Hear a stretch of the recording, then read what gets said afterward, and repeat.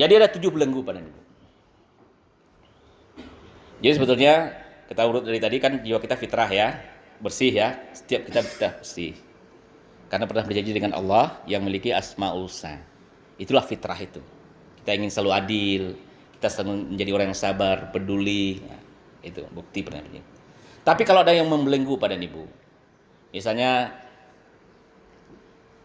Amo sudah bertengkar dengan Ustadz Eko, ya. Pangkal habis-habisan. Mungkin keluar dari di tempat ini, ternyata terjadi jatuh Ustadz Eko di bawah itu, tergeliciannya. Kira-kira apa yang saya katakan pada ibu? Asailah, ya kan? Asailah. Itu kenapa? Ada belenggu kebencian. Ketika belenggu itu tidak ada, fitrah kita keluar. Rasa peduli, rasa kasih sayang, ingin membantu, ingin menolong. Tapi kalau jojo jadinya, lain tahu ibu jojo jadinya. Babulu sejak matua mencari orang. Jadi apa yang membelenggu itu pada ibu? Belenggu yang pertama adalah prasangka. Ini yang menghantu kehidupan kita pada ibu. Yang memporak-porandakan kehidupan ini adalah ini. Bagaimana kita menjalin hubungan yang baik di kantor ini, kemudian kita muncul prasangka, ini habis. Akan beruntutan. Ini Allah berfirman kepada Nabi mengingatkan kita dalam surat. Nah, siapa yang tahu suratnya? Mengenai prasangka. Ada yang tahu nggak surat apa? Surat berapa ibu? Saya nanti kesediaan. Ya ayyuhalladzina amanu jtanibu katsiran minadh-dhonn. Nah, surat apa tuh? Ada.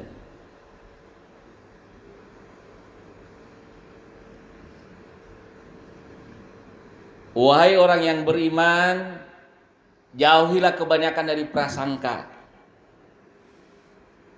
Jadi kalau ada prasangka ke orang pada ibu, apa aja yang dibuatnya kayak tadi dua jatuh mas. Ini eloknya tak aja. Datang orang ke rumah awak, nah kemengalunya kau aja. Itu prasangka. Jadi itu membelenggu. Ini berbahaya Bapak dan Ibu.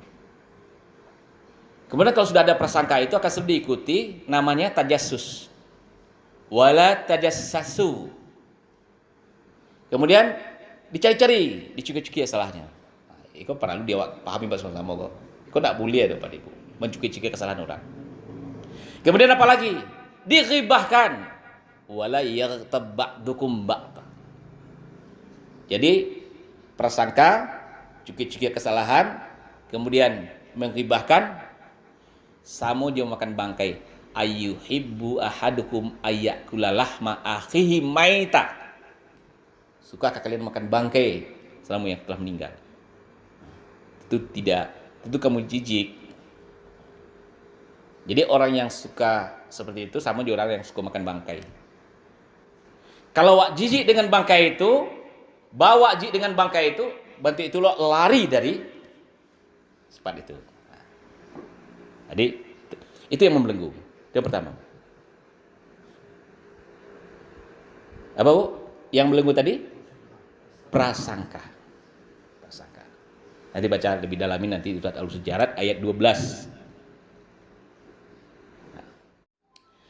Yang kedua pada Ibu prinsip hidup. Ada prinsip hidup yang membelenggu kita kepada kasih sayang kepedulian kepada orang lain.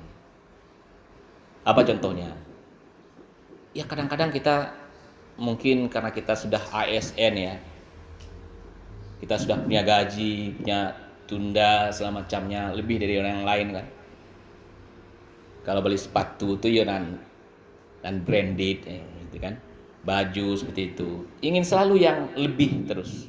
Apalagi ibu-ibu kan. Ya nah Bu, ingin tampilnya apa? Ini membelenggu pada ibu apa rasa dalam diri kita, rasa keadilan juga, bahwa kita butuh anak kita butuh pendidikan, saudara kita butuh bantuan kita, akan terbelenggu karena keinginan-keinginan kita tadi untuk tampilan-tampilan tadi. Ini ada prinsip-prinsip yang salah. Misalnya kita mengatakan prinsipnya waktu adalah uang, sehingga setiap hari kita memacu mencari pitik, lupa dengan kepada Allah. Ini membelenggu, sehingga lupa beribadah kepada Allah Subhanahu wa taala. Banyak slogan-slogan yang membelenggu kita dalam prinsip-prinsip yang salah. Jadi kita boleh punya prinsip Bapak dan Ibu, tapi tetap menyandarkan kepada berputar bertawaf dalam Asmaul Husna. Jadi tetap saja sesuatu yang di luar kapasitas kita akan menimbulkan dampak yang negatif. Kalau kita paksakan, memaksakan sesuatu. Iya, kalau prinsip ingin terus, yang lebih terus kan, nah ini kan kita lihat juga sekarang. Bagaimana kejadian-kejadian yang memaksa teman-teman kita, saudara-saudara kita, sahabat-sahabat kita, ASN, sehingga berurusan dengan KPK, kejaksaan, kepolisian. Ini kan karena prinsip yang salah tadi, sehingga tidak memperhatikan hal-hal yang memang perlu tidak mau bayang-bayang sepanjang badan begitu. Ini prinsip-prinsip yang salah. Jadi ini perlu kami sampaikan kepada Ibu. Prinsip yang benar itu, ya apa yang ada sekarang kita nikmati, itu syukuri nikmat Allah. Prinsipnya bersyukur. Ada 5 prinsip, mungkin pada kajian yang lain nanti ya. YKIPS, yakin, khusyuk, ikhlas, pasrah, syukur. Nah, ini yang benarnya kalau itu diamalkan ya. Tapi sekarang kita membahas ini dulu. Kemudian yang ketiga Bapak dan Ibu, pengalaman. Pengalaman kok sangat membelenggu diri kita Bapak dan Ibu. Ambo dulu lah pernah jadi sekda kemarin. Alun Barak kadian lain. Ambo lah pernah jadi bupati dulu mah cepat pada Tok Bendangan. Ini pengalaman. Kecil lah baru ini. Setiap kita melihat sesuatu, bagi kita yang merasa pengalaman, selalu muncul, ini adanya kesombongan. Jadi ini menjadi belenggu kita untuk menanamkan sifat-sifat kita, keramah tamahan, kelembutan, mengedukasi orang. Yang ada sifat kesombongan. Sifat kesombongan adalah sifat iblis, setan. Jadi kita terbelenggu dengan sifat-sifat setannya itu Bapak dan Ibu. Ketika kita merasakan kita orang berpengalaman. Nah, jadi sifat setan itu dengan malaikat satu aja bedanya Bapak dan Ibu. Setan itu terbuat dari apa? Api siapa? Coba tunjuk. Ibu ya. Api. Api itu apa? Bahasa Arabnya nar. Kalau malaikat apa? Cahaya. Bahasanya apa? Nur. Apa yang membedakan nur dengan nar?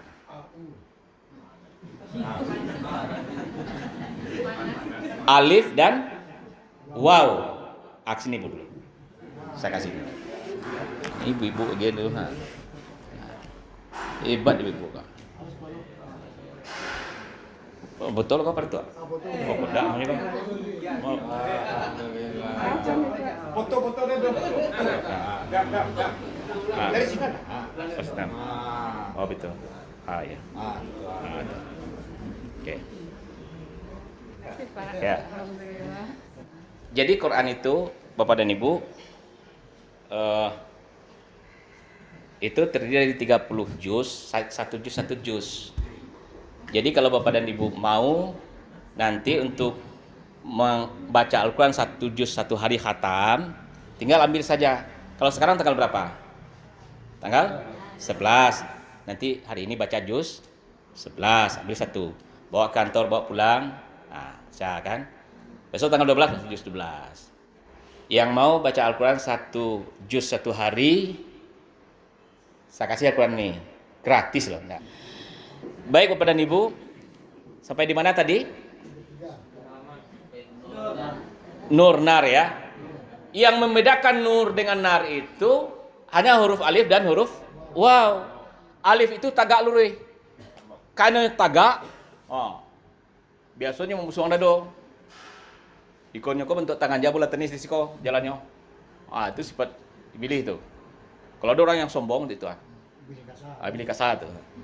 Tapi kalau nur Bapak dan Ibu, ini lembut ya. Lembut ya, cahaya ini kan lembut ini. Enggak silau ge mantau ada. Tapi kalau api tadi membakar dia. Ya. Apalagi cahaya itu gunanya Bapak dan Ibu. Kalau api itu ini suko je nama masih nang kadang-kadang. Iya enggak? Suko je karisia. Oh, kalau karisia pada Ibu dikon langsung api. Kalau nur suka dengan klorofil. Iya, Bu. Klorofil itu kan cat hijau, daun. Jadi klorofil itu kalau disinari oleh cahaya dia akan menghasilkan tanaman yang subur ya. Ini adalah yang kita sebutkan adalah pengalaman ya. Orang yang merasa berpengalaman, yang merasa hebat, dia akan sombong. Sifat sombong itu sama dengan sifat syaitan, ya. Nah. Tapi kalau orang dia tidak merasa sombong, dia akan tetap selalu tunduk, tawaduk. Ya. Tawaduk bukan berarti rendah diri, tapi rendah hati. Dia tidak sombong. Itulah yang kita harapkan Bapak dan Ibu. Jadi sudah berapa? 3 ya, yang menutupi fitrah kita itu 6 parasiat tadi. Bayangkan Bapak Ibu putih ya, ini ingkok tetap titik sehingga hitam dia. Kemudian ada kepentingan lagi yang melenggunya. Oh, ini bahaya ini Bapak dan Ibu. Kepentingan. Ya. Kalau tidak ada kepentingan, kita tidak menolong dia. Di tempat kerja juga seperti itu Pak dan Ibu. Dia akan baik-baik dengan Pak Kadis ya. Nanti biar dipromosikan jadi eselon 4, biar jadi eselon 3, biar nilainya baik. Kalau itu kepentingan Bapak dan Ibu, ada kepentingan, tidak hilang keikhlasan kita. Tidak ada amalannya apa yang kita lakukan. Karena kepentingan. Apa kepentingannya? Ya, kepentingannya karena untuk jabatan, untuk materi misalnya, agar dikasih bonus, dikasih ini, ada kepentingan. Jadi, kepentingan akan membunuh keikhlasan. Tidak ada ikhlasnya. Jadi membelenggu. Kalau itu terbelenggu dengan kepentingan, selama kepentingan kita sama, kita akan berteman. Kalau tidak sama lagi kepentingan kita siap untuk bermusuhan juga, bertempur juga. Kan itu jadinya. Di mana terjadinya ukhuwah. Ini yang menunjukkan belenggu.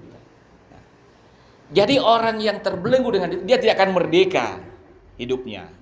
Dia akan selalu berpikir akan kepentingan terus. Kalau kau yang berbuat, ayang mudapet. Itu. Ada pamrihnya. Jadi kepentingan ada pamrihnya. Lakukan ini, apa yang dapat? Tetap saya yang ada dalam pikirannya. Jadi tidak ada Rabbunallah tadi. Dia tidak menyatakan Rabbnya adalah Allah, tapi ada Rabbnya adalah kepentingan itu tadi. Dia mencari adalah untuk kepentingan, bukan untuk pengabdian kepada Allah. Padahal wa ma khalaqtul jinna wal insa illa liya'budun, itu mengabdi kepada Allah. Jadi dia belum merdeka. Terbelenggu dengan kepentingan. Kemudian yang keberapa, Bu? Yang kelima, kita sering dibelenggu oleh sudut pandang yang salah. Tahu? Sudut pandang yang salah. Nah, kalau orang gajah pada Ibu, dia don gajah kayaknya, banyak menentukan kok aku cek. Ketika dipacinya belalainya kau, oh gajah kau bantu ulama cek. Nah, karena sudut pandangnya hanya bagian belalainya. Kok gajah dipacinya kuping gajah itu, talingonya ya. Oh berarti gajah kau bantu niru man penampi bareh itu Karena sudut pandangnya adalah ini. Dan seterusnya pada Ibu. Jadi pada Ibu sudut pandang akan membelenggu kepada kefitrahan. Dia akan berpersepsi sesuai dengan apa yang dia lihat. Jadi kita harus melihat sesuatu dengan paripurna, dengan sempurna, dengan utuh. Tidak bisa kita sepenggal-sepenggal. Oh, lihat kawan banti iko. Oh, banti itu. Padahal kita belum pernah ngomong sama dia. Kan kadang-kadang ada seperti itu. Baru kenal dengan orang, awal langsung bantuannya enggak. Langsung nyeleneh. Baru sudut pandang saja. Masuk Suzan, dua masuk ke itu.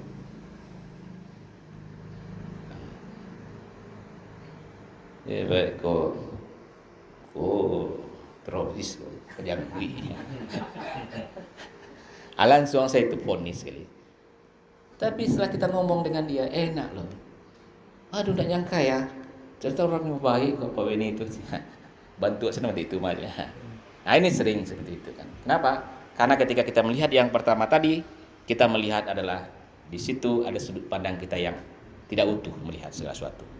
Jadi begitu juga melihat sesuatu, menilai sesuatu pekerjaan institusi kita harus kita melihat secara utuh. Di lembaga-lembaga kita harus melihat secara utuh. Tidak bisa kita melihat sepenggal-sepenggalnya. Menyelesaikan masalah juga harus seperti itu. Apa sih masalahnya? Di mana sih masalahnya ini? Di sini bagaimana? Di sini bagaimana? Kenapa dia seperti ini? Ini kita harus secara paripurna, secara holistik memandang sesuatu. Tidak ada sepenggal-sepenggal, sepotong-sepotong, sehingga kita tidak bisa menyelesaikan masalah itu secara tuntas. Selesai di kapalonyo, di kuanya tinggal. Selesai di kuanya, tiba di badannya, tiba di kakinya bermasalah. Nah, jadi itu, makanya kita di institusi ini adalah satu tubuh ya, yang betul-betul utuh dalam suatu kesatuan, dan tidak bisa kita melihat sepenggal-sepenggal. Manajemen itu artinya adalah bagaimana kita menggerakkan organisasi ini. Bagaikan kita melihat, kalau pada bisa melihat ada roda ya, ada rantai sepeda ya, dari belakangnya. Rantai itu berputar dari belakang sampai belakang. Dia baru kan dia berjalan. Sama dengan kereta api, ada gerbongnya di depan, di belakangnya ada anak-anaknya. Kemudian dia berjalan bersama-sama seperti itu. Satu gerbong ini harus utuh. Jadi tidak bisa. Jadi inilah wajah institusi itu sendiri. Ketika dia utuh, tidak melihat sudut pandangnya secara parsial. Jadi menilai orang juga seperti itu. Nilai dari segi baiknya, dari segi positifnya, kemudian bandingkan. Oh, lebih banyak positif, banyak baiknya. Jadi hilangkan yang buruknya supaya yang baiknya ini bisa kita berhusnuzon kepada seseorang. Itu pada sehingga ini bisa menghilangkan belenggu-belenggu yang membuat kita sakit sendirinya kepada orang lain. Yang keberapa lagi Pak Bu? Yang keenam ya. Iya, menyimak. Yang keenam adalah pembanding. Nah, pembanding, kita selalu membanding-bandingkan. Nah, kalau membandingkan kepada Ibu, kalau mencari kate dalam kepentingan dunia, kita tidak akan pernah bersyukur, menghilangi fitrah syukur kita kepada Allah Subhanahu wa taala. Awak sepeda orang Honda, syukurlah dari bersepeda awak bisa aja orang berjalan kaki. Orang yang berjalan kaki, alhamdulillah, walaupun orang bersepeda itu siapa itulah lumpur bisa jalan baik. Syukur. Jadi kalau kita membandingkan, agar kita bersyukur, lihat ke bawah, jangan lihat ke atas, akan hilang rasa syukur kita. Tapi untuk urusan akhirat, lihat ke atas agar kita termotivasi. Untuk urusan dunia akhirat, lihat ke atas dan ke bawah. Nah itu Bapak Ibu. Motivasi harus ada dalam hidup kita.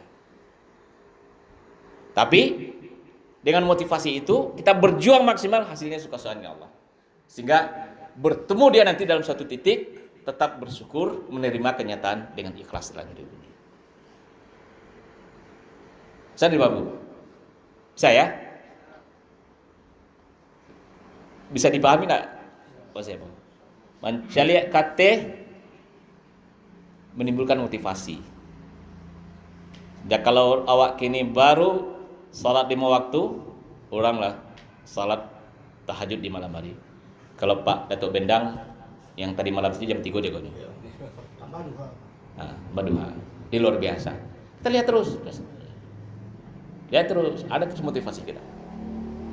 Kalau urusan dunia kita lihat ke atas, dia tidak pernah bersyukur kita. Untuk motivasi boleh, tapi untuk bersyukur kepada Allah. Bisa Bu ya membedakan itu? Oh, daulia kecil begini ya, jadi kata itu. Ya biarlah kalau salah nasib oleh balik ya. Tak lo hilang motivasi wa. Tapi untuk mensyukuri nikmat Allah kita harus. Itu pembanding Bapak dan Ibu. Sebab di atas langit ada langit.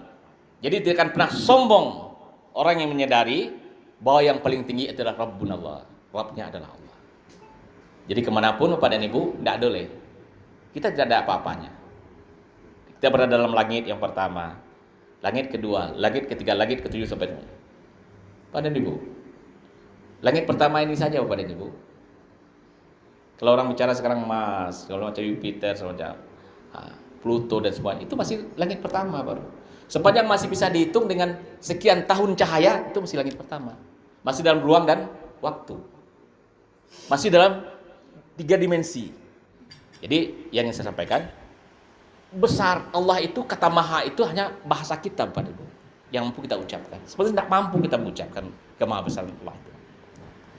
Jadi bandingkanlah diri kita diri yang hina di hadapan Allah, yang kecil di hadapan Allah, tidak ada apa-apa di hadapan Allah, sehingga kita tetap tawaduk dan tunduk kepada Allah Subhanahu wa taala.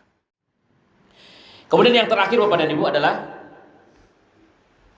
taklid buta atau fanatisme. Kita memang harus fanatis, cuma jangan buta. Nah, apalagi kepada manusia. Sekali kita bantu ini yang paling hebat saya taruh ini. Anak kecilnya dia. Salah anak kecilnya iya. Kalau orang lah fanatis itu, dia tidak akan lagi, orang yang fanatiknya tinggi tidak akan lagi bisa menggunakan rasionya. Dia akan terbelenggu. Nah, padahal kita disuruh menganalisa, untuk berpikir. Ulil albab itu orang yang berpikir, orang yang menganalisis. Allah mengajarkan kita untuk analisis, bukan taklid. Tapi kepada Al-Quran yang telah digariskan oleh dalil yang diturunkan oleh Allah kepada Rasulullah Muhammad SAW, kita memang harus fanatis 100%. Tapi kepada makhluk ini tidak. Kalau ini tidak perlu kita analisis lagi. Ini udah final ini. Nah, firman Allah. Tapi kalau masih buatan manusia, kita masih bisa menganalisisnya. Itu Pak Denko.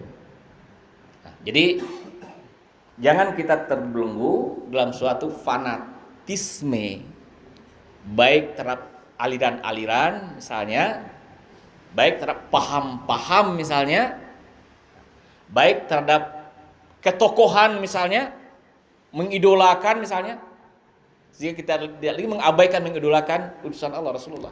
Kita mengabaikan taklid kepadanya. Kecintaan kepada makhluk